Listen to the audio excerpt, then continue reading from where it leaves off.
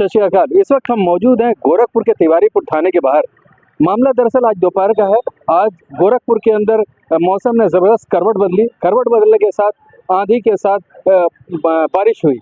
जिस वक्त आंधी आई वो तकरीबन 12 साढ़े 12 1 बजे के आसपास का वक्त था। घर के सभी लोग नमाज़ पढ़ने गए थे और जाफरा बाज़ार के एक एरिया है, वहाँ पर एक अनहोनी घटना घटती है।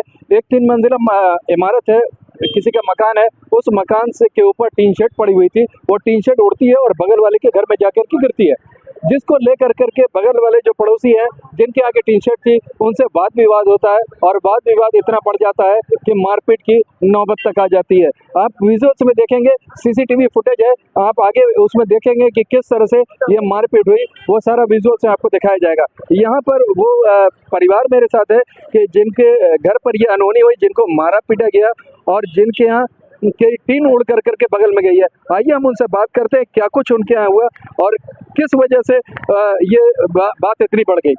क्या कुछ हुआ था? आपको मारा उड़ा गया, फुटेज के अंदर दिख रहा था, क्या कुछ हुआ था? दीदी हम इनको बचाने गए थे, इनको बाहर से अंदर ला रहे थे। उसके बाद जैसे इनका हाथ पकड़ा, उन्होंने मेरा हाथ पकड़ के बाहर की और हमें मारा, सीने पे मारा, गलत जगह हाथ लगाया। घर में ये बात हो रही थी कि घर के बाहर बात हो रही थी? घर के बाहर गेट है। घर पे ये बाहर आप अगर फुटेज की बात करें तो जो घटना थी उसमें आप कहीं गाड़ी से आते हुए नजर आ रहे हैं, आप क्या मौजूद नहीं थे? नहीं, हम मौजूद नहीं थे, हम नमाज पढ़ने गए थे सर। आज फ्राइडे था, शुक्रवार का दिन था, नमाज पढ़ने गए थे।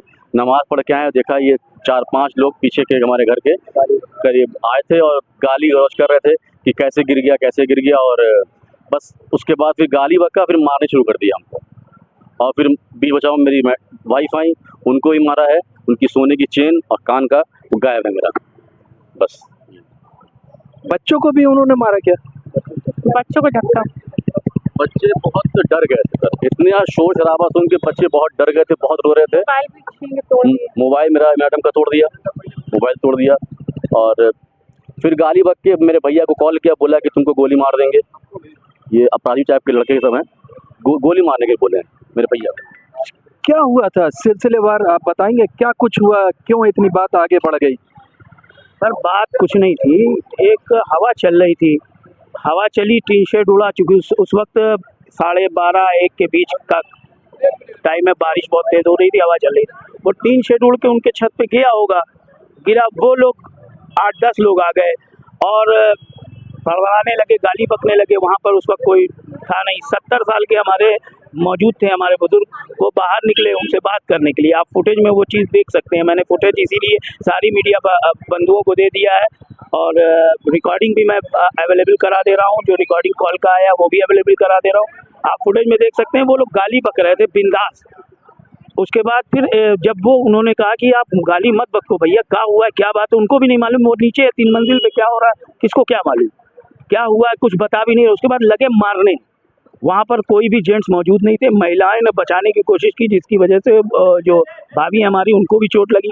जिस बुजुर्ग के आप जिक्र कर रहे हैं उनका भी ये सुनने में आया कि बाईपास सर्जरी वगैरह हुआ था और उनके इस वक्त वो सीवियर कंडीशन में मेडिकल रेफर किया गया है। जी, मेडिकल मैं सदर लेके गया था मेडिकल कराने, वहाँ से रेफर कर दिया है मेडिकल उनको, चूँकि उनको अभी हाल में ही उन लोगों को ये चीज़ मालूम है, उन लोगों को ये चीज़ फुल्ली तौर से अज्ञात है कि वो ओपन हार्ट सर्जरी हुई है और 2 स्टंट उससे पहले पड़ चुका है और वो शुगर के बहुत भयानक तरीके से पेशेंट है और वो आए दिन हमेशा बेड पे ही रहते हैं। वो चीज़ उन लोगों को बहुत अच्छी तरह से ये मालूम है। जब आप नमाज पढ़ के आए, आपको घटना की जानकारी हुई, तो उसके बाद आपने क्या किया? हमने सबसे पहले 112 पे फ़ोन किया, उसके बाद फिर मैंने 102 महिला हेल्पलाइन पे भी फ़ोन किया।